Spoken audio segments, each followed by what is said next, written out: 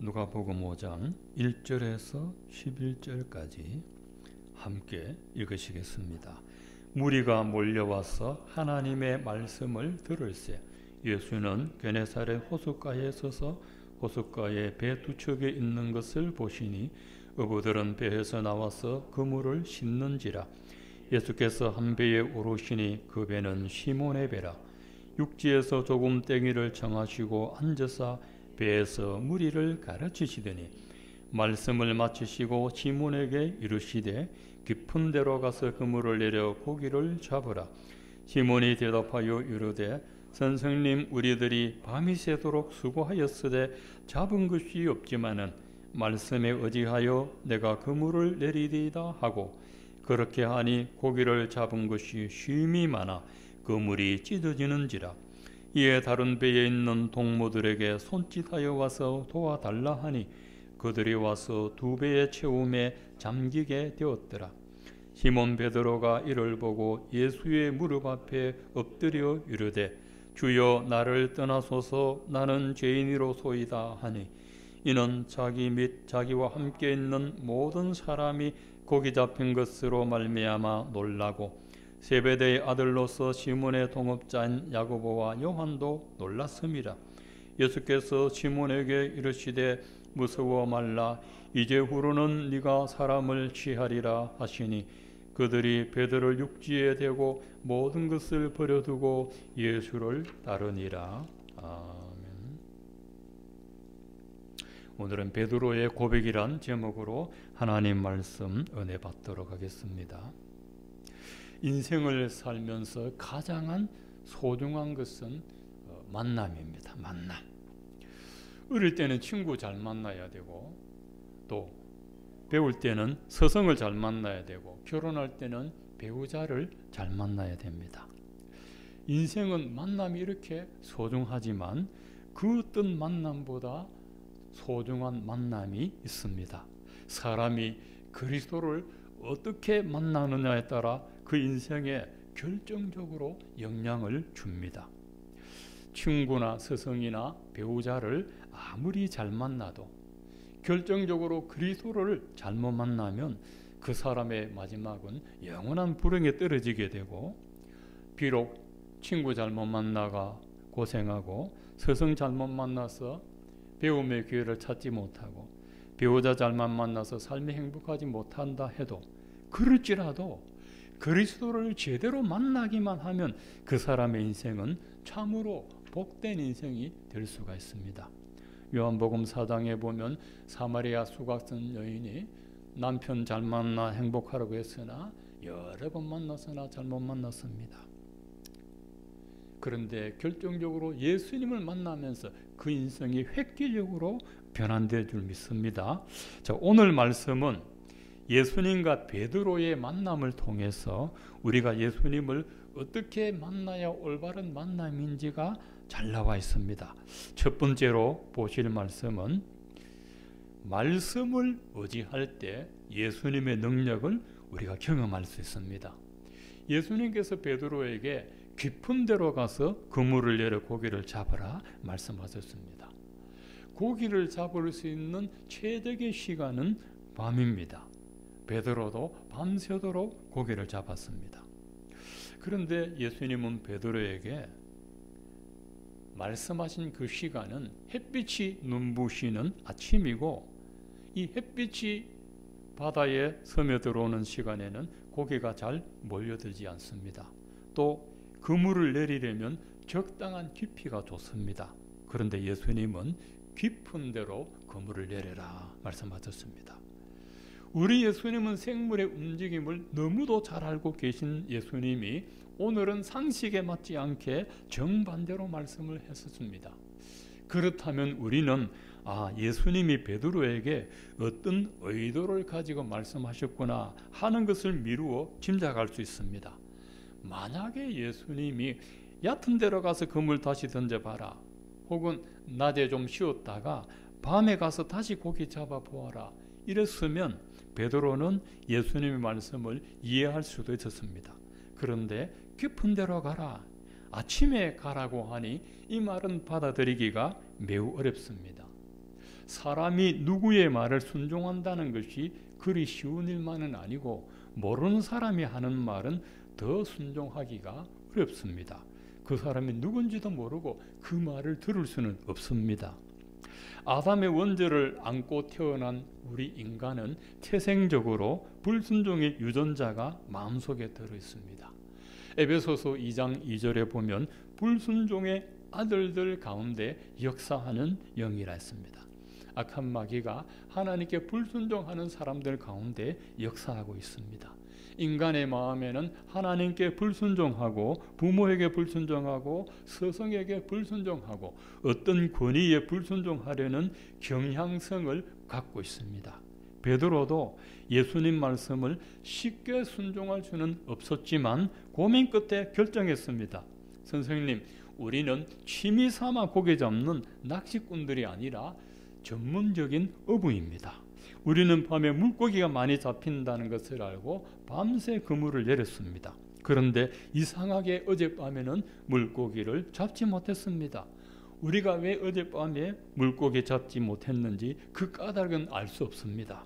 그런데 예수님은 우리에게 깊은 데로 가서 그물을 내려 고기를 잡으라고 하셨습니다. 그것도 아침에 내리라고 하셨습니다.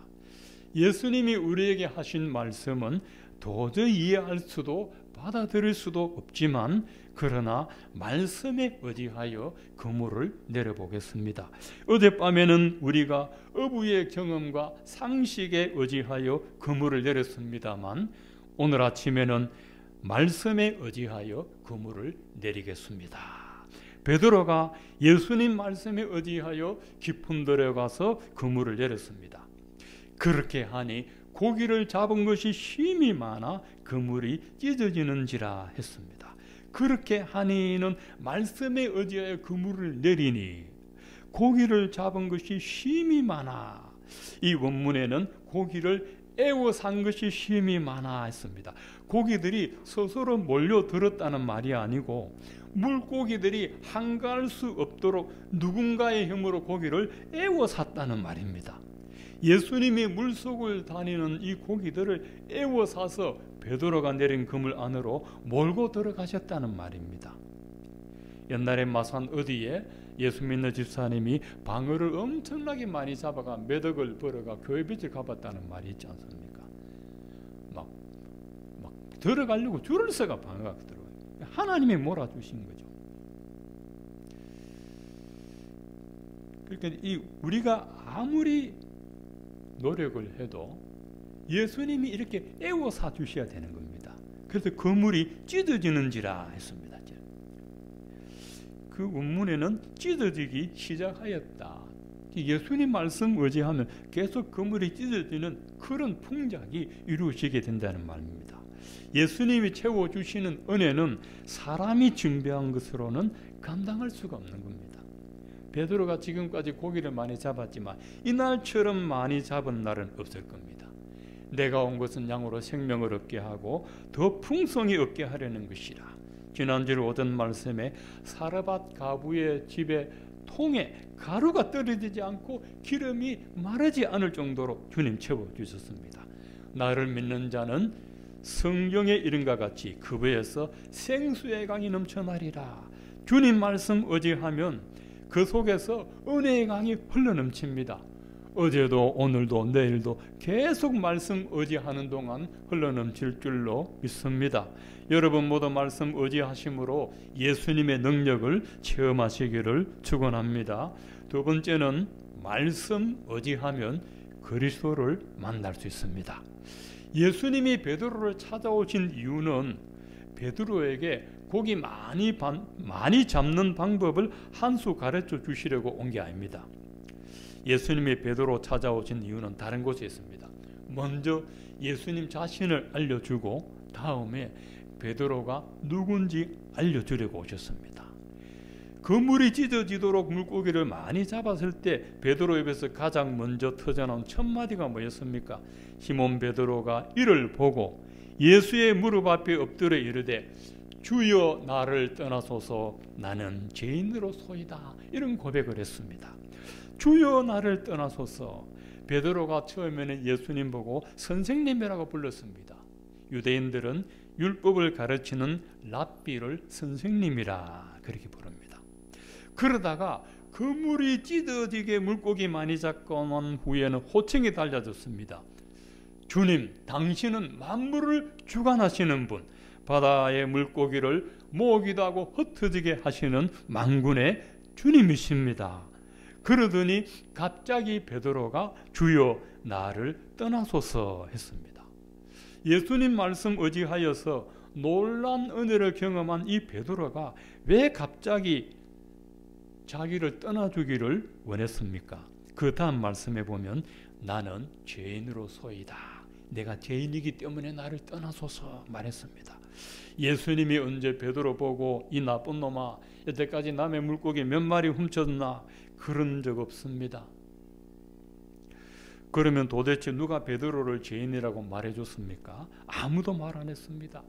그런데 왜 베드로는 자진납세를 하는 겁니까?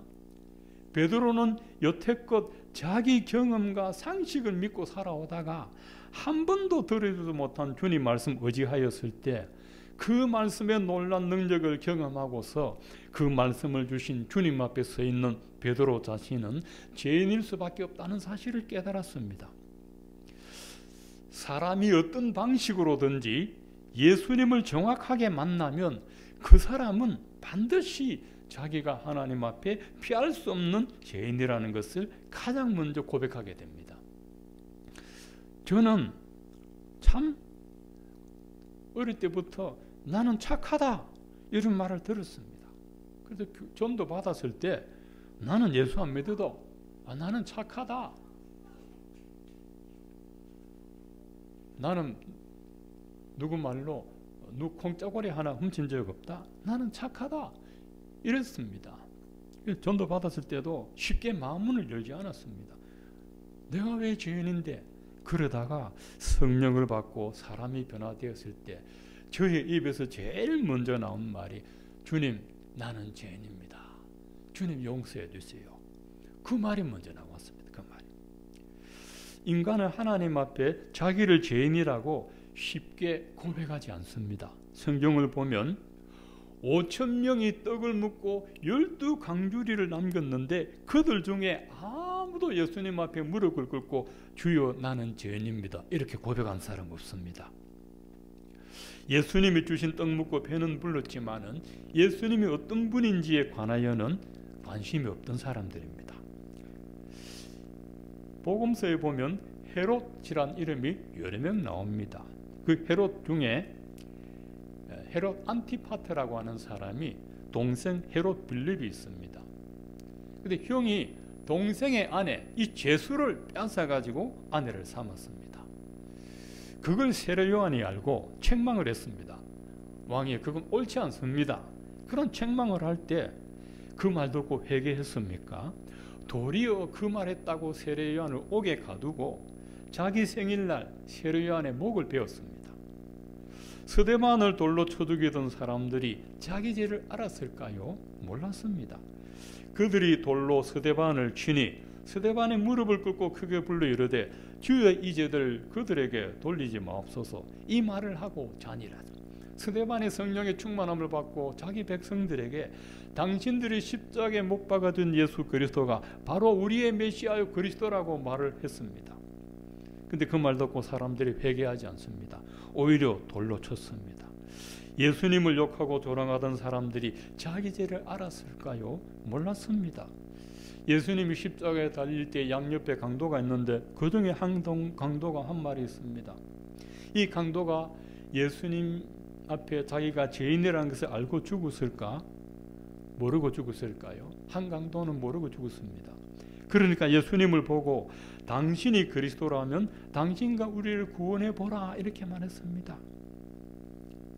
십자가에 달린 예수님에게 침을 뱉고 채찍을 때리고 조롱하던 사람들 보고 예수님이 아버지 저들을 사하여 주옵소서 자기들이 하는 것을 알지 못함이니이다. 사람은 자기가 하는 것을 모릅니다. 성경에 일어난 수많은 기적 중에 가장 일어나기 힘든 기적이 뭔지 압니까? 여러분 성경을 정말 잘 한번 읽어보세요. 정말 일어나기 힘든 기적은요 죄인 한 사람이 회개하고 주님의 품으로 돌아오는 겁니다. 이거 정말 힘듭니다. 그러니까 성경에서 이와 같이 죄인 한 사람이 회개하면 천국에서는 회개할 것 없는 의인 99으로 말미암아 기뻐하는 것보다 더하리라 했습니다. 천국에 99명의 의인이 들어온 것보다 땅에서 죄인 한 사람이 회개하면 하나님이 더 기뻐하신다는 그런 말씀입니다. 땅에서 죄인 한 사람이 회개하고 주님께 돌아오는 사건은 너무너무 희귀하다는 겁니다. 지금도 천국에서는 땅에 죄인 한 명이 회개하기를 눈이 빠지게 기다리고 있습니다. 누가복음 15장 읽어보십시오. 이런 양 비유, 이런 드라키마 비유, 이런 아들 비유 한번 보세요. 땅에서 죄인 한 사람이 회개하기를 천국에서는 기다리고 있습니다. 그러니까 예수님 앞에서 베드로가 내가 죄인입니다, 이런 고백이 얼마나 위대한 고백입니까? 주 안에서 사랑하는 우리 교우 여러분, 여러분의 지금까지 신앙생활하면서 가장 은혜로웠던 때는 여러분이 하나님 앞에 피할 수 없는 죄인이었다는 것을 고백했던 때가 가장 은혜 받았던 때입니다. 우리가 부흥회를 하고 기도를 하고 예배를 드리고 은혜를 받을 때 가장 나오는 이 단성이 주님 나는 연약한 죄인입니다. 그 고백이 나오게 됩니다. 마지막 세 번째로, 자기가 죄인인 것을 아는 사람은 자기의 사명을 깨닫습니다. 여러분, 세상이 왜 이리 살기가 힘듭니까? 나라 살림이 가난해서 그럴까요? 우리나라 살림은 세계 10위권입니다. 교육이 부족해서 우리 삶이 이렇게 힘듭니까? 우리나라 교육열은 세계가 다 알고 있습니다. 대한민국 사람들의 지능도 아주 탁월합니다. 정치 수준이 후진국이라서 우리 삶이 힘든가요? 여러분, 그렇지 않습니다. 정치가 발전한 영국도 미국도 여전히 힘듭니다. 우리가 하나님 앞에 범죄한 죄인이라는 사실을 모르기 때문에 인간의 삶이 이토록 힘들고 고통스럽습니다. 남의 죄와 허물은 그렇게 잘 지적해내면서도 정작 자기가 누군지는 모르고 자기가 무엇을 하는지도 모르기 때문에 인간의 삶은 힘들고 고달파집니다. 인간이 자기 자신을 정확하게 알려면 어떻게 해야 됩니까? 그리스도 앞에 서야만 인간은 자신이 누구인지를 알 수 있습니다. 4세기에 성 어거스틴 참회록을 썼습니다만 그가 죄인이라는 것을 언제 알았습니까? 하나님 앞에 섰을 때, 하나님을 만났을 때 자기가 죄인인 것을 알았습니다. 베드로도 예수님 앞에 섰을 때 자기가 용서받아야 할 죄인임을 알고 동시에 자기가 무엇을 하며 살아야 하는 것까지도 알았습니다. 예수님이 시몬에게 이르시되 무서워하지 말라, 이제후로는 네가 사람을 취하리라 하셨습니다. 사람을 취하리라, 사람을 사로잡으리라, 사람의 영혼을 건져내리라. 네가 고기 건져내는 인생이 아니고 영혼을 건져내는 인생이 될 것이다. 베드로가 자기가 죄인인 것을 알지 못하고 살았으면 그는 평생 물고기 잡는 업으로 살다가 죽었을 것입니다. 우리가 언제 어디서 진정한 삶의 진정한 이유를 알고 삶의 의미를 찾을 수 있습니까? 우리의 전 인격, 지성과 감성과 의지가 예수님을 정확하게 경험하게 될 때, 그때가 바로 우리 삶의 목적을 발견하는 날입니다. 사도 바울이 예수님을 만났을 때 자기가 죄인인 것을 알고 자신이 죄인임을 알았을 때 자기 사명도 깊이 깨달았습니다. 디모데전서 1장 12절 이하에 보면 나를 능하게 하신 그리스도 예수 우리 주께 내가 감사함은 나를 충성되이 여겨 내게 직분을 맡기심이니 내가 전에는 비방자요 박해자요 폭행자였으나 도리어 긍휼을 입은 것은 내가 믿지 아니할 때 알지 못하고 행하였음이라. 믿보다 모든 사람이 받을 만한 이 말이요 그리스도 예수께서 죄인을 구원하시려고 세상에 임하였다 하셨도다. 죄인 중에 내가 개순이라 고백했습니다. 예수님을 인격적으로 정면으로 정확하게 정직하게 만날 때 나는 죄인이다 하는 것을 바울이 고백했습니다. 누가 옆에 와서 고백해라. 사람은 자기 죄를 감추고 숨깁니다. 그게 밝혀질 때까지 숨깁니다. 며칠 전에 참 판사가 녹취록 사건 때문에 대법원장이 거짓말한 사실이 드러나게 됐습니다. 참 서로 해서는 안 될 것을 하고 말았습니다. 저는 그거 보고 그때 한번 녹취해서 다행이지. 하루 종일 하는 말 누가 녹취한다면은 참 거짓말 많이 하고 다니겠다. 설마 녹취했을까 하고 안 했다 했는데 그걸 들어보니까 한 개 드러났습니다. 그래서 뭐 판사들이 대법원장 사퇴하라 물러나라 말하지만은 그 모습이 바로 나의 모습입니다. 내가 말은 하지 않아도 주님 우리 마음을 아시지 마음의 생각을 다 아는데 사람은 서로 마음의 생각을 모릅니다.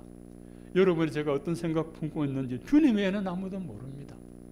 19세기에 로버트 맥체인이라는 목사님이 있습니다. 맥체인식 성경 읽기라고 그 목사님이 고안한 성경 읽기 방법입니다.